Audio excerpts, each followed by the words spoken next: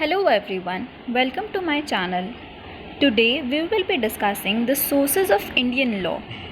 Basically, the principal sources. The expression sources of law has been used to convey different meanings. There are as many interpretations of the expression sources of law as there are schools and theories about the concept of law. The general meaning of the word source is origin. There is a difference of opinion among jurists about the origin of law. Austin contends that law originated from the sovereign. Savigny traces the origin in volques, that is, the general consciousness of the people. From theologians, law originated from God.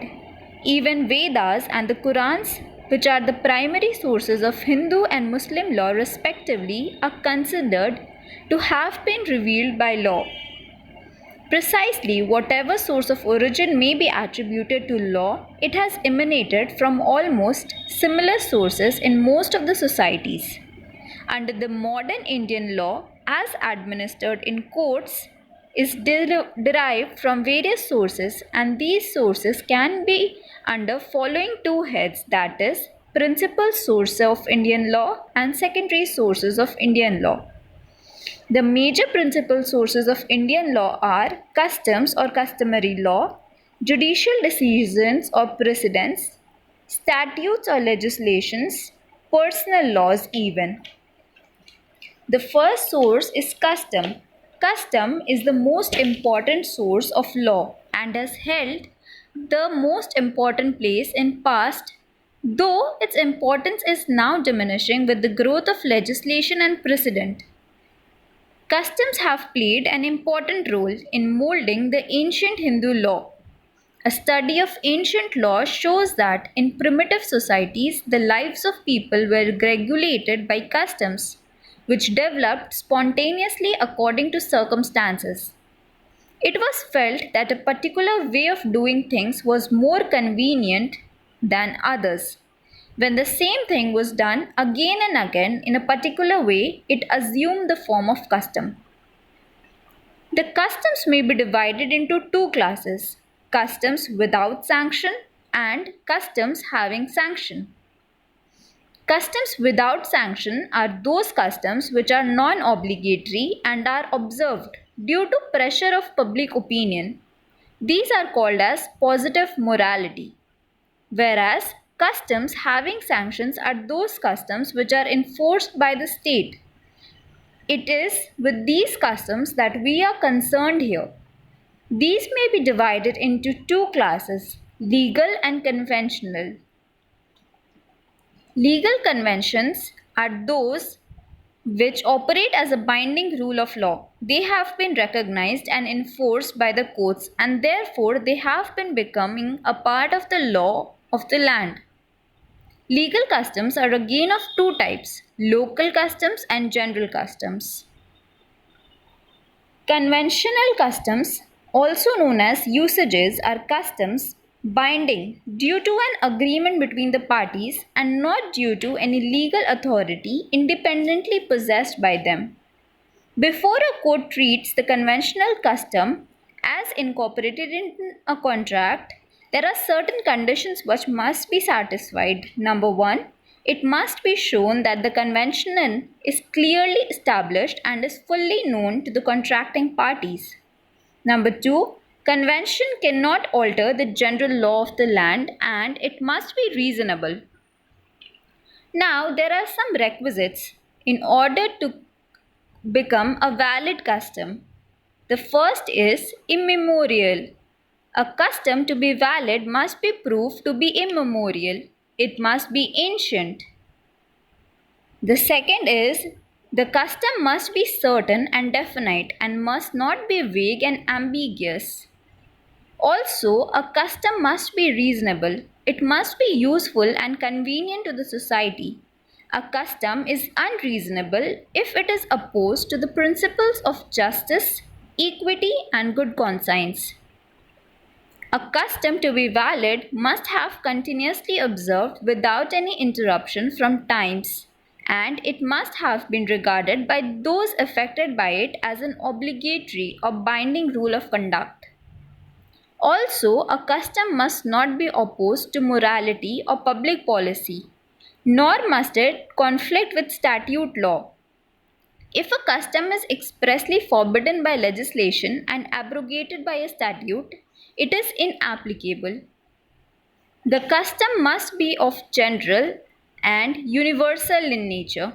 If practice is left to individual choice, it cannot be termed as custom.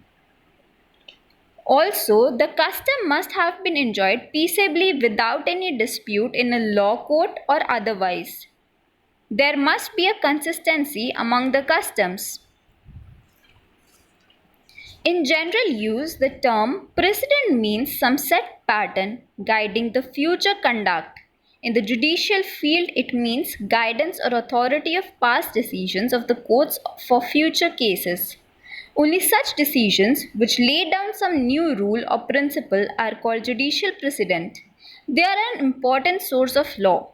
They have enjoyed high authority at all times and in all countries. The reason why a precedent is recognized that as a judicial precedent is presumed to be correct.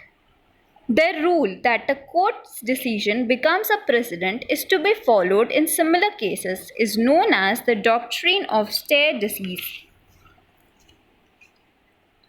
Law becomes certain and known, and in itself is a great advantage of precedence. Also, the administration of justice becomes equitable and fair. Now, precedents may be classified as declaratory, original, persuasive, absolutely authoritative, and conditionally authoritative precedents. The next is the statutes or legislations. So, legislation is that source of law which consists in the declaration or promulgation of legal rules by an authority duly empowered by the Constitution in that behalf. It is sometimes called jus scriptum, that is, written law. Samant prefers to call it as enacted law. Statute law or statutory law is what is created by legislation.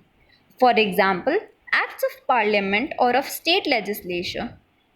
Now, legislation can be either supreme or subordinate. Supreme legislation is that which proceeds from sovereign power in the state or which is derived from the constitution directly. It cannot be repealed, annulled, or controlled by any other legislative authority. Whereas subordinate legislation is that which proceeds from an authority other than the sovereign power. It is dependent for its continued existence and validity on some superior authority. In our system, acts of parliament and the ordinances and other laws made by the president and governors, insofar as they are authorized to do under the constitution, are supreme legislation. While legislation made by various authorities like corporations, municipalities, etc. are the authority of supreme legislation and thus are called subordinate. Now the last source is the personal laws. In many cases, the courts have required to apply the personal law of the parties where the point and issue is not covered by any statutory law or custom. In case of Hindus, for instance, their personal law is to be found in the Shrutis, which include the four Vedas, and the Smritis, which are the recollections handed down by the ancient teachings and precepts of the God. The personal law of Mohammedans is to be followed in Quran, Hadith, Ijmas, Qiyas, and other digest and commentaries.